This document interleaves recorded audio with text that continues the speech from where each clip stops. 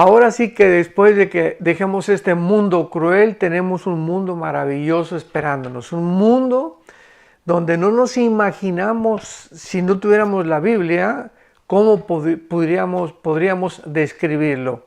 Pero gracias a Dios que tenemos la Biblia y que a través de la Biblia el Espíritu Santo nos quiere revelar y quiere que nosotros comprendamos y podamos sumergirnos en esta dimensión espiritual maravillosa que es la que Él nos revela mediante el Espíritu que tenemos de Él dentro de nosotros, para que podamos comprender las cosas de Dios.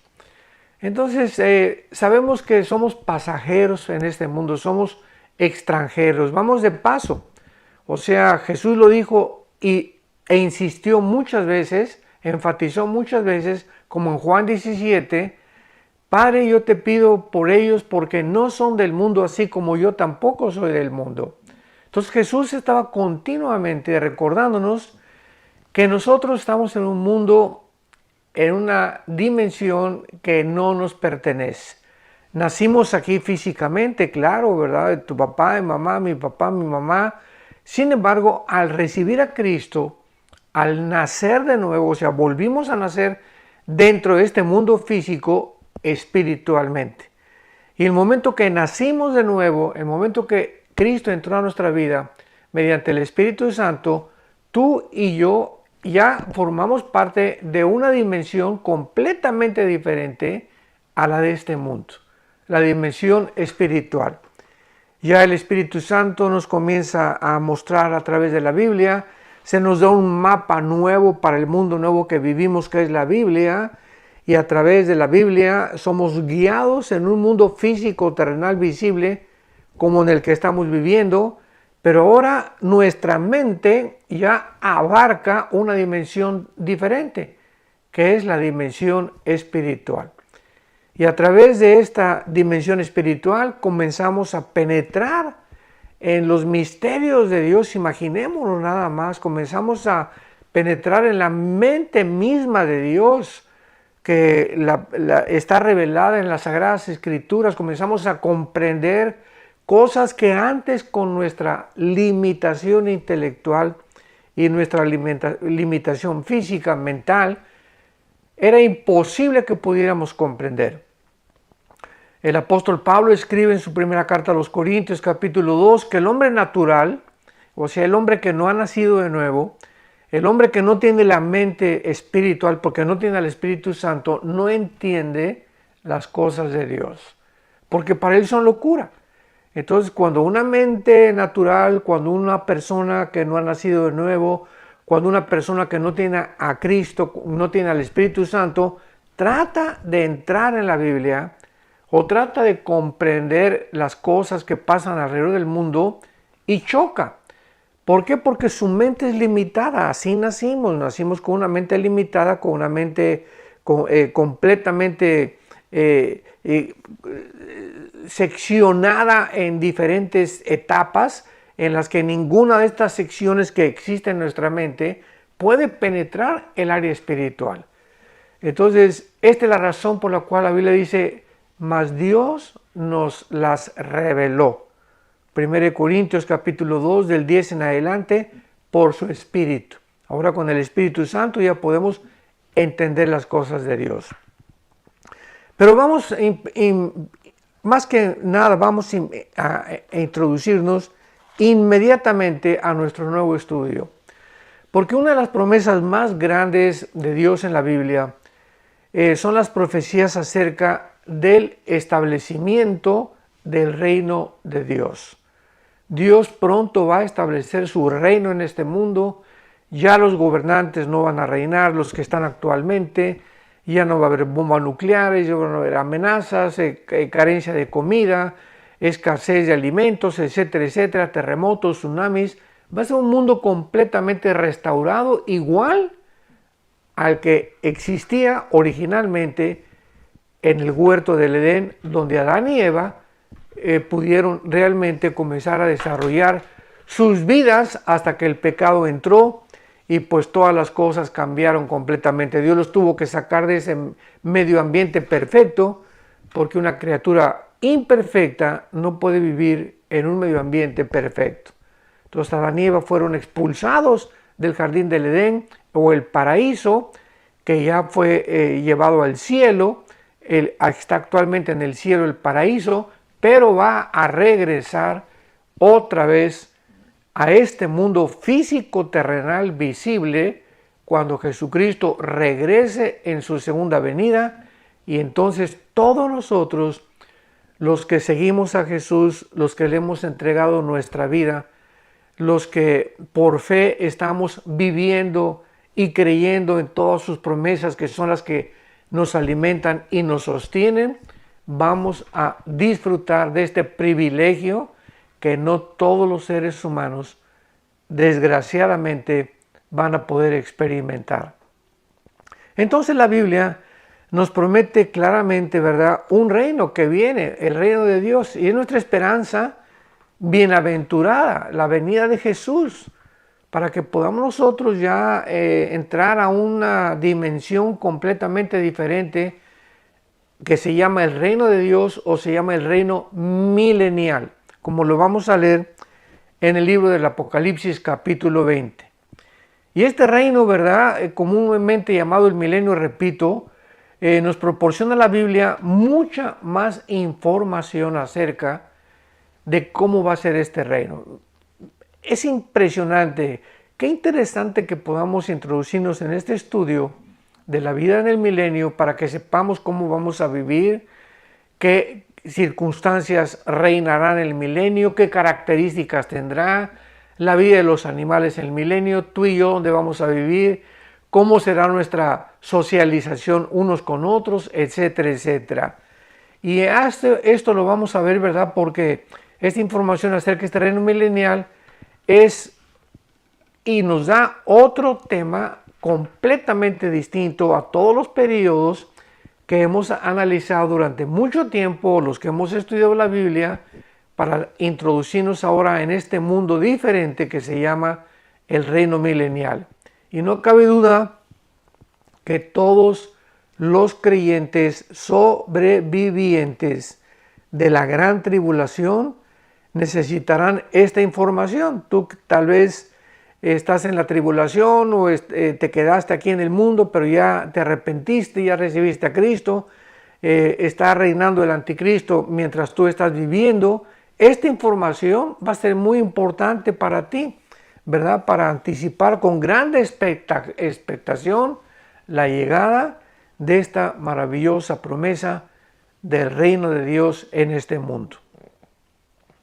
Aparentemente el Señor nos proporciona o nos quiso proporcionar, el Señor Jesús, una doble dosis de buenas noticias acerca de este futuro reino de todos los creyentes. Por tanto, todos los santos que seamos arrebatados en el milenio, con los que seamos arrebatados, vamos a entrar al milenio. Todos los santos que nos vayamos en el rapto, nos vamos inmediatamente al cielo. Pasarán 7 años de la tribulación aquí en el mundo, y mientras el mundo está en la tribulación y en la gran tribulación, donde Dios está tratando principalmente con la nación de Israel, nosotros nos encontramos ya en el tercer cielo, con Dios, con Jesucristo, con sus ángeles, y mientras estamos allá en el cielo y pasan los 7 años de la tribulación aquí abajo en la tierra, allá arriba en el cielo nosotros estamos siendo supervisados, recompensados en lo que se llama el tribunal de Cristo, que está en 1 Corintios 3 del 10 en adelante, Romanos 14, 10, todos tenemos que comparecer ante el tribunal de Cristo. ¿Qué es el tribunal de Cristo ante el cual todos los creyentes vamos a comparecer? Será el tiempo en el que Dios supervise los motivos, las razones por los cuales o las cuales hicimos lo que hicimos mientras estábamos en el cuerpo. 2 Corintios 5:10. Porque todos nosotros vamos a comparecer ante el tribunal de Cristo para recibir todo lo que hacíamos en el cuerpo. Pero no solamente Dios se va a fijar en las almas que ganaste o en las iglesias que construiste o la forma como te conduciste, sino los motivos. Porque recordamos que los hombres ven lo de afuera, pero Dios ve el corazón. Entonces Dios ahí en ese tribunal, en ese tiempo de juicio de nuestras obras, no de la salvación, porque la salvación ya la tenemos asegurada con la muerte y la resurrección de Jesucristo. Entonces va a ser un juicio donde simplemente Dios va a supervisar todo lo que hicimos desde el momento que recibimos a Jesucristo. No antes, porque sabemos que el que está en Cristo, nueva criatura es. Las cosas viejas pasaron, todas son hechas nuevas. Entonces en el tribunal de Cristo seremos juzgados desde el momento que recibimos a Cristo hasta nuestra muerte. En todo ese periodo de tiempo, ¿qué fue lo que hicimos con los talentos que nos dio, con los dones que Dios nos dio, etcétera, etcétera? Y entonces, después de este juicio, después de este tribunal de Dios, allá en el cielo, pasamos a las bodas del Cordero. Apocalipsis capítulo 19, donde celebraremos las bodas con Cristo, la iglesia, y después, Apocalipsis 19, bajaremos con Cristo en su segunda venida. Al terminar los 7 años de la tribulación, bajaremos en la segunda venida de Cristo con Él, con sus ángeles, a establecer el reino milenial. Es lo que vamos a estudiar. Ese reino que durará, será un periodo de 1000 años. Y después, pongan mucha atención, después de que acabe esos 1000 años, entramos a la edad o a la época eterna, donde vendrá la nueva Jerusalén que bajará del cielo, Apocalipsis 21 y 22, y ahí en la eternidad ya se acabará completamente, o en la nueva Jerusalén, la maldición. Porque todavía en el milenio, como lo vamos a ver, en este periodo de 1000 años, ahora sí que de vacaciones para nosotros los cristianos, va a haber muerte. Al final dice la Biblia, como lo vamos a ver en Apocalipsis 20, va a haber una final rebelión, porque mientras estos 1000 años pasan, Satanás será atado, echado al abismo, y cuando pasen los 1000 años, Satanás es desatado, ocasiona una última rebelión de los seres humanos, la última rebelión ya contra Dios, y finalmente es echado Satanás al lago de fuego, donde ya estaban el anticristo y el falso profeta, y entonces Dios creará, no renovará. En el milenio habrá una renovación. Creará nuevos cielos y nueva tierra, donde ya no habrá maldición, ya no habrá muerte, ya no habrá rebelión, ya no habrá nada absolutamente en la nueva Jerusalén. Entonces es importante pues que podamos tener esta perspectiva, este panorama que la Biblia nos ofrece de las profecías bíblicas y de la cronología en la que Dios le agradó revelarnos a nosotros. Entonces, para poder concluir y resumir todo esto, nos encontramos ahorita en el mundo, estamos a punto de que el próximo evento sea el rapto de la iglesia. Millones de cristianos seremos sacados del mundo, y en ese momento, o después del rapto, o un año después del rapto, o 6 años después del rapto, no lo sabemos, vendrán los 7 años de la tribulación, donde el anticristo surgirá, gobernará el mundo mediante un control global económico, militar, político, y en este tiempo de la tribulación Dios levantará a 144,000 judíos para que ellos continúen la obra que nosotros dejamos inconclusa.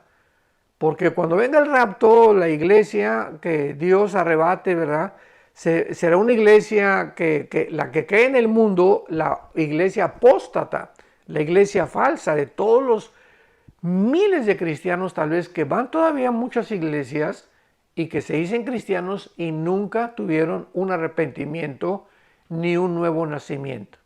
Entonces en ese tiempo de la tribulación Dios va a levantar 144,000 judíos, se va a predicar el evangelio, Bueno, va a haber miles, Apocalipsis 4 al capítulo 19, va a haber 21 juicios, 7 sellos, 7 trompetas, 7 copas, y finalmente pues la segunda venida de Cristo, el milenio y el reino eterno o el estado eterno en el cual viviremos con Dios.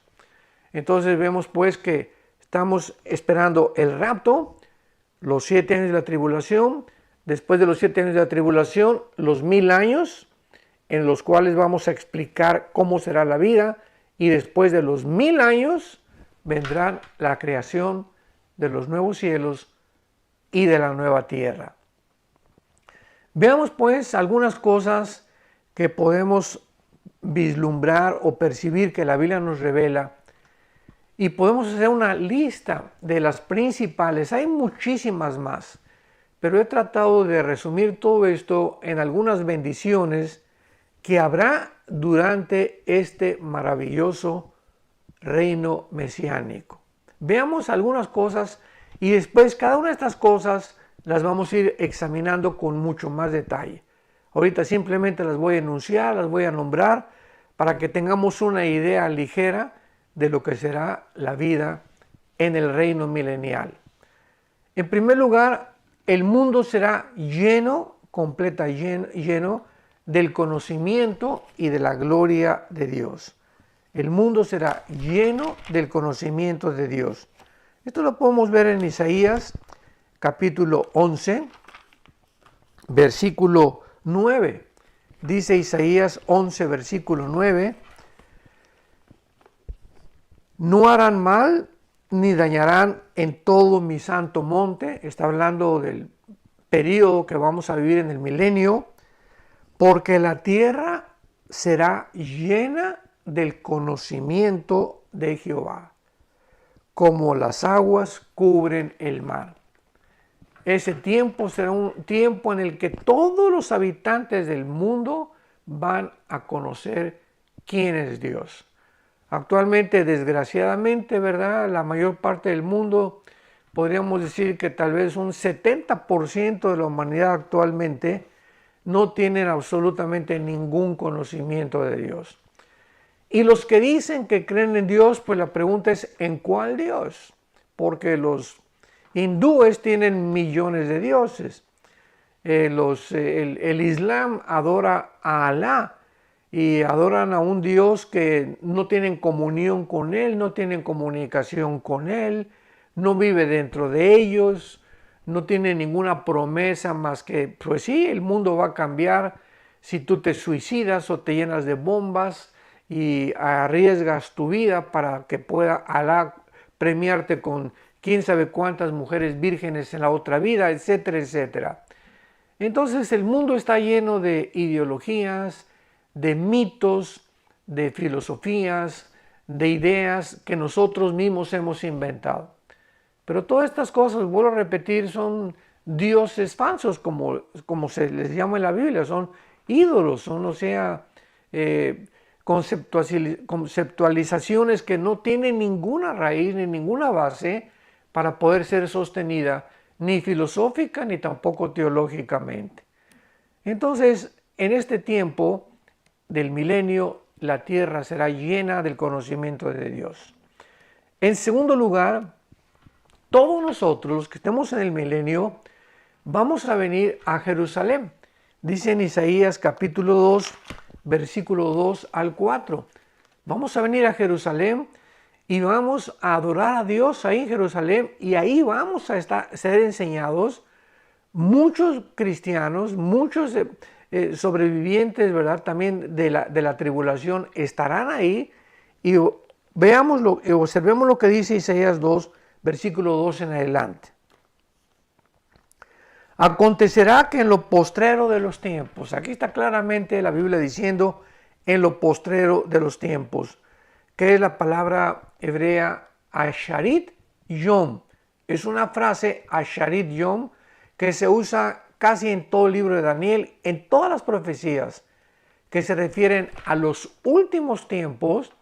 Es la palabra que se usa, o la frase que se usa, Asharit Yom. Yom es con Y-O-M, que significa tiempos, que también se traduce días o también años. En los últimos tiempos. Acontecerá que en los últimos tiempos que será confirmado el monte de la casa de Jehová como cabeza de los montes, o sea, el monte que actualmente se encuentra Sión, que es donde está Sión o Jerusalén, va a ser el principal poder, porque la palabra monte muchas veces simboliza en la Biblia poderes o gobiernos. La palabra monte muchas veces simboliza poderes o gobiernos. Entonces, cuando dice la Biblia que el monte de Jehová será confirmado como el principal monte, será el primer y principal gobierno que habrá en el mundo entero. No habrá ningún otro gobierno en el mundo más importante y de donde vendrá la ley, de donde vendrá la instrucción y el conocimiento, como en la ciudad de Jerusalén. Ahí en Sión, en el monte donde se encuentra Jerusalén, ahí será precisamente el monte donde nosotros nos vamos a reunir. Y dice así, continúo leyendo, el monte de Jehová será confirmado como cabeza de los montes, o sea, como el principal. Y será exaltado sobre los collados y correrán a él todas las naciones. O sea, durante el milenio va a haber naciones. No sabemos cómo estarán divididas, ni los nombres que van a tener, pero otra vez Dios dividirá el mundo en naciones. Y vendrán muchos pueblos, dice la Biblia, y dirán, vengan y subamos al monte de Jehová, a la casa del Dios de Jacob, y nos enseñará sus caminos, y caminaremos por sus sendas. Porque de Sión saldrá la ley, y de Jerusalén la palabra de Jehová. Isaías 2, del 2 al 4. Vemos pues entonces que la ciudad de Jerusalén, que es el origen de todos los conflictos que han habido principalmente a través de toda la historia humana, en donde todos los pueblos han querido sitiarla, conquistarla, destruirla, es el lugar geográfico que a Dios le plació escoger para que ahí fuera la base, los cuarteles generales, donde estuviera Jesucristo y el rey David. Lo vamos a ver más adelante. El rey David será como vicerregente con Cristo en la ciudad de Jerusalén. Entonces vamos a venir todos en el milenio de todas las naciones, vamos a reunir, no sabemos cómo, ¿verdad? Pero vamos a estar ahí todos escuchando las enseñanzas del Señor Jesucristo. En tercer lugar, ya no habrá guerras. Dice Isaías 2, versículo 4, y juzgará entre las naciones y reprenderá muchos pueblos, volverán sus espadas en rejas de arado y sus lanzas en hoces. No alzará espada nación contra nación, ni se adiestrarán más para la guerra. Vemos pues que en este tiempo del milenio, en estos 1000 años, no va a haber guerras, no va a haber golpes de Estado, no va a haber revoluciones ni subversiones de ningún tipo, de ninguna tribu, de ninguna nación, de ningún pueblo. Será Cristo el que estará gobernando con vara de hierro, y cualquier persona que quiera levantarse durante estos 1000 años, excepto el final, como ya lo vimos, que es la última sublevación de los seres humanos incitados por Satanás, durante todo el milenio no va a haber absolutamente ninguna guerra. Otra característica que vamos a ver del milenio, y todas estas, repito, las estoy nada más enunciando, pero las vamos a ver con detalles más adelante, es que en el milenio ya no nos vamos a acordar de nada. No podemos estar en el milenio y ¿dónde está mi abuelita? ¿Dónde está mi perro Fido? ¿Dónde está mi hermano? ¿Dónde está mi hijo? ¿Dónde están mis papás en el milenio? Entonces, si hubiera algo en el milenio que pudiéramos nosotros recordar y que pues nos transportáramos en nuestros pensamientos al pasado, que nos atormentaran en el presente, pues ya no podríamos verdaderamente decir que estamos disfrutando en la tierra. Es como si ahorita pierdes a un hijo, lo que tú quieras, te vas a Acapulco, te vas a la Riviera Maya, no vas a disfrutar la Riviera Maya ni Acapulco porque pues acabas de perder a tu esposo o a tu esposa, o un hijo, o a tus padres, etcétera, etcétera, y no es igual, ¿verdad?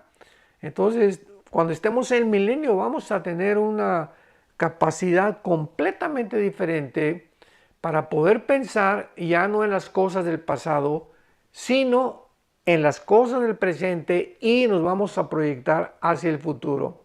Veamos esta prueba en Isaías 65, 16 y 17.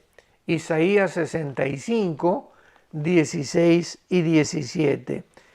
Dice así, hablando del milenio. Todo este pasaje del capítulo 65 y 66 es el milenio. El que se bendijere en la tierra en el Dios de verdad, se bendecirá, y el que jurar en la tierra por el Dios de verdad, jurará, porque las angustias primeras serán olvidadas. Las angustias primeras que vivimos en este mundo serán olvidadas. Porque aquí yo crearé nuevos cielos y nueva tierra. Y de un primero no habrá, y de lo primero no habrá memoria, ni más vendrá al pensamiento. Qué maravilloso es poder saber tener toda esta información. Ya no vamos a acordarnos de nada, y ahorita pues muchas veces continúan las preguntas que nos llegan como, oiga, quisiera saber si cuando me mueran va a estar mi papá, voy a reconocer a mi hermano, o va a estar mi perro, mi caballo, etcétera, etcétera. Todas estas preguntas las hacemos actualmente porque estamos limitados a un mundo físico, a un mundo terrenal visible, a una dimensión donde el futuro es muy difícil de percibir de esta forma, y donde creemos que si vamos a habitar en el cielo, primero aquí en la tierra, después en el cielo, en la Nueva Jerusalén, las cosas van a ser iguales y no vamos a pensar igual, ni nuestros sentimientos ni nuestras emociones serán iguales. Entonces siempre queremos nosotros arrastrar por toda la eternidad, ¿verdad?, nuestras emociones y sentimientos, y quiero durante toda la eternidad irme con mi perro, con mi gato, con mi caballo, con mis papás que tuve aquí en este mundo, con mis hermanos que tuve en este mundo. Esta es la forma de pensar humana y es lógica y es natural, pero tenemos que comenzar allá a entender que todo esto será transformado. Todos estos pensamientos, sentimientos y emociones ya no serán los mismos, porque si fueran, vuelvo a repetir, ya no podríamos disfrutar las cosas que Dios tiene que ni siquiera nos imaginamos. Por más que podamos imaginarnos qué sentimientos, qué emociones, etcétera, etcétera, no tenemos la menor idea. Será un mundo completamente espléndido, maravilloso, que por más que podamos soñar el mejor mundo que pudiéramos imaginarnos, no se va a comparar con lo que Dios tiene preparado para todos aquellos que le aman. Veamos también que en el milenio va a haber un gobierno teocrático. ¿Qué significa esto? Teo, Dios, kratos, gobierno. Un gobierno teocrático, un gobierno donde Dios gobierne, donde Dios mande. Este gobierno teocrático duró hasta el tiempo del rey Saúl. Recordamos en el primer libro de Samuel, capítulo 8, de qué forma el pueblo ya no quería ser gobernado por Dios. Y cuando le informan a Samuel el profeta que ya el pueblo ya no quiere ser gobernado por Dios, sino querían ser gobernados como los hombres, por sistemas humanos, Samuel va con Dios. Y le dice, todo esto está en 1 Samuel capítulo 8, oye Dios, Señor, ¿verdad? El pueblo ya no quiere que tú los gobiernes, quieren ser gobernados por ellos mismos. Y Dios permite, ¿verdad? Dios no escogió a Saúl. Eso es muy importante, porque muchas veces dice la Biblia en Daniel 2, Dios pone y Dios quita reyes, correcto, en cuanto a la autoridad. La autoridad ha sido establecida por Dios. El principio de la autoridad ha sido establecido por Dios, Romanos capítulo 3. No hay autoridad más que de parte de Dios y las que hay por Dios han sido establecidas. Pero no hay mucho, hay gobernantes como Hitler, como Saddam Hussein, como Mao Zedong, como Fidel Castro, etcétera, etcétera, como Mussolini, que dice la Biblia, pues Dios lo puso, ¿verdad? No, Dios permitió. Dios permite muchas cosas que sucedan en el mundo porque hay una responsabilidad individual de la libertad humana. Entonces hay muchas cosas que Dios no va a estar involucrado en una persona que asesina a los niños, por ejemplo, o de un violador o un pederasta que viola a 3 o 4 niños y después los mata. Alguien podría preguntar, oye, ¿que esa era la voluntad de Dios? De ninguna manera. Pero Dios permite muchas cosas de maldad precisamente porque esa maldad que los seres humanos han desarrollado va a ser juzgada algún día. Esta es la razón por la cual tiene que haber un juicio y tiene que haber un infierno. Y ahorita pues hay muchas personas que hasta se salen con la suya y no son capturados por las autoridades civiles humanas. En la otra vida la van a pagar. Y la van a pagar como no nos imaginamos en el lago de fuego. Entonces, es muy claro, ¿verdad?, que este gobierno teocrático fue desechado y esta es la razón por la cual el mundo se encuentra como se encuentra. Esto lo explica el Salmo capítulo 2. Dice, ¿por qué se rebelan las gentes? O sea, ¿por qué en los 6,000 años de historia, de acuerdo al Instituto para la Investigación de la Paz en Estocolmo, Suecia, en los 6,000 años de historia, han habido aproximadamente 25 años de paz? En toda la historia humana se podría resumir guerras tras guerras, tras guerras, tras guerras, tras guerras, durante toda la historia humana. Tribus contra tribus, familias contra familias, naciones contra naciones. Ahorita estamos al borde de una tercera guerra mundial, aunque no es la guerra de Ucrania ni de Rusia. La tercera guerra mundial en la Biblia va a ser el Armagedón y se va a llevar a cabo en Israel. No en Europa ni tampoco en Rusia, va a ser en Israel, donde se juntarán todos los ejércitos para tratar de tal vez conquistar el petróleo de Israel, que van a descubrir, y es el centro del Medio Oriente, los mayores reservas, del 65% de las reservas que hay de petróleo. Pero la tercera guerra mundial no será esta de Ucrania con Rusia, para que descartemos completamente esto. Puede haber algo nuclear, puede haber una guerra, y va a haber 3 o 4 guerras antes de la tercera guerra mundial. Simplemente en el cuarto sello de Apocalipsis, una cuarta parte de la humanidad va a morir. Imaginémonos, una cuarta parte. En la quinta trompeta y en la sexta trompeta, en Apocalipsis 9, una tercera parte más va a morir. Entonces todavía el mundo va a esperar muchas guerras antes de que Cristo regrese. Gracias a Dios que tú y yo ya no vamos a estar aquí. Gloria a Dios, aleluya. Entonces, este gobierno, ¿verdad?, teocrático, que es donde Dios gobierna, ha sido Dios, por ejemplo, los cristianos, nos encontramos ahorita bajo el gobierno civil y nos encontramos bajo el gobierno de Dios espiritualmente, físicamente. Jesús dijo, denle al César lo que es al César, paga tus impuestos, sométete al gobierno civil, pero sin embargo los cristianos estamos bajo otro gobierno que la mayor parte de los seres humanos no se encuentran, donde tenemos como supremo comandante, como el presidente, como al que tenemos que obedecer es al Padre. Ese es el gobierno espiritual que ya estamos los cristianos viviendo. Y este gobierno espiritual es más grande que el gobierno terrenal en el cual estamos en este mundo. Por eso Cristo dijo, denle a César lo que es del César y a Dios lo que es de Dios. Entonces, cuando una persona recibe a Cristo, entramos a formar parte de una nueva dimensión, de un nuevo gobierno que es el que Dios quiere que nosotros vivamos, el gobierno teocrático, donde somos gobernados por Dios, no por nuestras ideas, ni por las ideas del gobierno, cualquiera que sea el gobierno que tú estés atravesando, viviendo, ni por las ideas de las familias, o de los psicólogos, o de los psiquiatras, o de los filósofos, o los escritores. No, ya el cristiano está bajo un nuevo gobierno. El gobierno que está claramente especificado en las Sagradas Escrituras, en la Biblia. Y es el gobierno al que nos tenemos que someter.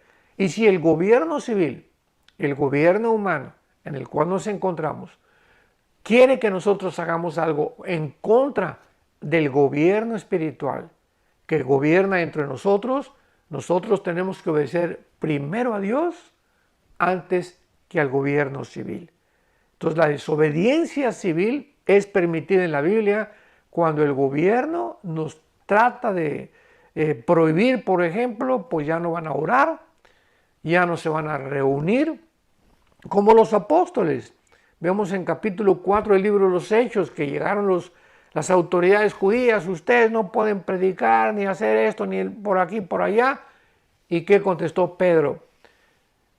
No es justo que obedezcamos a ustedes antes que a Dios. Y siguieron predicando y los metieron a la cárcel. Todos los cristianos tenemos que esperar, muchas veces ser castigados por el gobierno civil, cuando desobedecemos al gobierno civil, pero nos sometemos, aceptamos, ¿verdad?, el encarcelamiento o lo que el gobierno nos quiera hacer, pero no podemos obedecer a dos amos, porque o quedamos mal con uno o quedamos mal con el otro. El gobierno al que tenemos que obedecer es a Dios. Muy bien. Una vez dicho esto, pues desde Saúl a nuestros días vemos las consecuencias de Saúl. ¿En qué acabó Israel cuando aceptaron a Saúl? El peor de los peores reyes que ha tenido Israel. Un hombre ególatra, narcisista, pagado de sí mismo, que creía obedecer a Dios y era una obediencia parcial. Era un hombre completamente en contra del corazón de Dios, como después ya David sí fue escogido por Dios. Cuando fue el profeta a escogerlo, ¿verdad? Dijo Dios, escogeré un hombre conforme a mi corazón. Un hombre que me quiera obedecer. Un hombre que pueda pensar y entenderme y saber por qué digo lo que digo, por qué hago lo que hago. Y esa persona puede gobernar a mi pueblo, como lo fue el rey David. Y hasta entonces, desde entonces todos nosotros, pues tenemos gobiernos actualmente. El comunismo surgió en el siglo XX, fue una forma de gobernar, que supuestamente Carlos Marx decía que la lucha de clases, etcétera, etcétera. El socialismo, las monarquías existieron casi por todos los siglos anteriores, reyes, dictadores, etcétera, etcétera, gobiernos democráticos, capitalistas, y todos estos gobiernos, ninguno se somete a Dios. Entonces hay una rebelión total en el mundo actualmente, desde hace muchos siglos, porque el ser humano no quiere ser gobernado por Dios.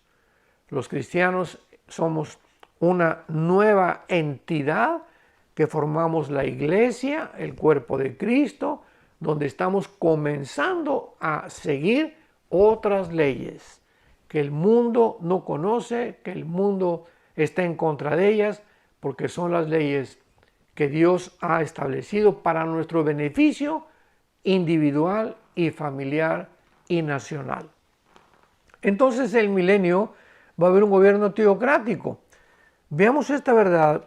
Hay varios pasajes donde nos hablan este gobierno de Dios, pero dice en Apocalipsis capítulo 2, en el mensaje de Cristo a las iglesias, Apocalipsis 2, el gobierno teocrático, versículo 27, Apocalipsis 2, 27. Vamos a ver desde el 26, Apocalipsis 2, 26 y 27. Al que venciere y guardare mis obras hasta el fin, yo le daré autoridad sobre las naciones. O sea, el milenio va a haber cristianos que van a ser presidentes de una nación, otros de otra nación. Va a haber puestos y diferentes rangos de autoridad en el milenio a los cristianos, y claramente dice a los que vencieren. Y dice 1 Juan 5, ¿verdad?, que todo aquel que es nacido de Dios, vence al mundo. Si tú eres realmente nacido de Dios y tienes al Espíritu Santo, eres un vencedor. Y a través de tus obras y de lo que tú venzas, venciéndonos a nosotros mismos, nuestras pasiones, venciendo nuestras ideas que teníamos antes, con eso demostramos de una forma inequívoca que le pertenecemos a Dios. Al que venciere le daré autoridad sobre las naciones y las regirá con vara de hierro y serán quebrantadas como vaso de alfarero, como también yo lo he recibido de mi Padre. Vemos pues que en el milenio Cristo va a regir con vara de hierro. ¿Qué significa esto? Que Él va a ser la máxima autoridad y que no va a permitir ningún tipo absoluto de rebelión. Y en penúltimo lugar, casi, ¿verdad? En el milenio los animales no van a morder. Los animales, los leones, los tigres, todos los cocodrilos, las serpientes, todos aquellos animales que actualmente se consideran nocivos, venenosos, con mucha fiereza, agresivos contra el ser humano, van a perder completamente esta naturaleza y van a perder su fuerza y su veneno. Dice, veamos esto en Isaías capítulo 11. Isaías capítulo 11, dice la Biblia aquí en el versículo 6 al 9, Isaías 11 del 6 al 9, hablando del milenio, el profeta Isaías: morará el lobo con el cordero y el leopardo con el cabrito se acostará. El becerro y el león y la bestia doméstica andarán juntos, y un niño los pastoreará. La vaca y la osa pasarán, sus crías se echarán juntas, y el león, como el buey, comerá paja. El león, como el buey, comerán paja. Y el niño de pecho jugará sobre la cueva del áspid, o sea, de las cobras, de las víboras. Y el recién detestado, o sea, el recién nacido, extenderá su mano sobre la caverna de la víbora, pero no harán daño mal, ni dañarán en mi santo monte, porque la tierra será llena del conocimiento de Dios. Qué maravillosa promesa nos da Dios, donde todos los animales, cuando el pecado entró, cuando Dios creó a Adán y Eva, existían los leones y existían los tigres, porque los animales fueron creados antes que nosotros, en el quinto día, nosotros en el sexto día, y no había ferocidad en ellos, no había veneno en las arañas ni en las víboras. Los leones y los tigres, ¿verdad?, no atacaron a Adán y Eva, o sea, no existía eso. Pero cuando el pecado entra al ser humano, cuando el ser humano se rebela contra Dios, como Dios había relacionado la creación alrededor de nosotros, inmediatamente cuando cambió nuestra genética y cuando perdimos el contacto espiritual con Dios, que se llama la muerte espiritual, causada por el pecado, algo genético también sucedió en la creación. Los árboles comenzaron a producir espinas, las flores comenzaron a producir espinas, los árboles cambiaron su genética y se volvieron de mansos en agresivos y en feroces. Los animales que no tenían veneno comenzaron a tener veneno, y todo esto como resultado. Esto es muy importante y muy interesante, porque vemos de qué forma está relacionada la creación con nosotros. Cuando el ser humano se conduce en este mundo de una forma equivocada con Dios, como actualmente, la naturaleza se vuelve contra nosotros. Como lo explica Isaías capítulo 27, el mundo va a enfermar, el mundo será maldecido porque hemos traspasado las leyes de Dios.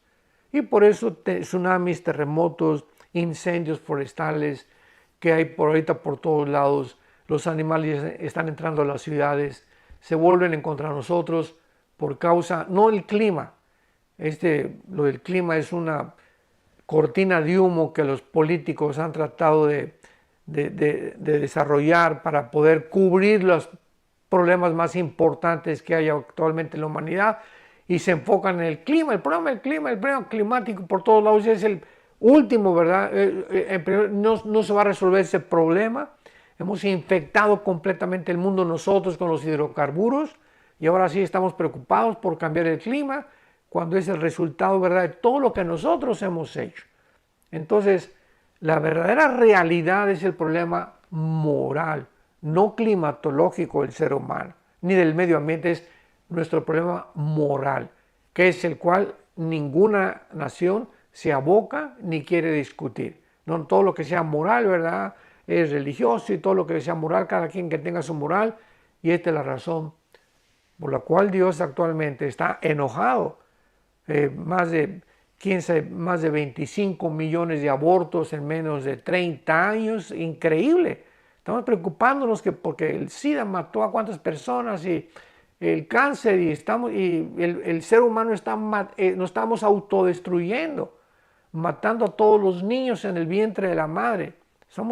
Este sí es un genocidio, y cómo no queremos que Dios se enoje. Entonces, esta es la razón por la cual la naturaleza se ha vuelto en contra de nosotros, porque el pecado humano ha aumentado, pero nos espera un reino completamente diferente. Y finalmente, ¿verdad?, dice Isaías 65, 21, que vamos a habitar en Sucot, o sea, no va a haber casas de ladrillos ni de cemento, van a ser casas de ramas, como una enramada. Un Sucot es precisamente la fiesta del Sucot, que es la de los tabernáculos. Se celebra la fiesta de cuando llegó Jerusalén, llegó Jesucristo a Jerusalén el domingo, y aventaron todas palmas de ramos. Y en el Antiguo Testamento las casas también se cubrían con palmas con ramos de palmeras, de hojas, de árboles, etcétera, etcétera. Y esa va a ser la casa en la que nosotros vamos a construir. Dice Isaías 65, 21, que ya nadie se va a meter a mi casa, ni tú te vas a meter a la casa de otra persona. Todos nos vamos a respetar. Vamos a regresar a la agricultura, porque de eso vamos a vivir durante el milenio de la agricultura, como originalmente Dios lo había diseñado, en casas enramadas de Sucot, como acabo de mencionar. Y va a ser un lugar completamente con un medio ambiente completamente diferente, con un clima continuo, tal vez de 80 grados Fahrenheit durante todo el año, que es el clima de Hawái. En Hawái todo el año son 80 grados Fahrenheit, pero va a ser todo absolutamente cambiado para todos aquellos que han seguido a Jesús y que esperan la bienaventurada esperanza y la manifestación gloriosa de Jesucristo en el aire.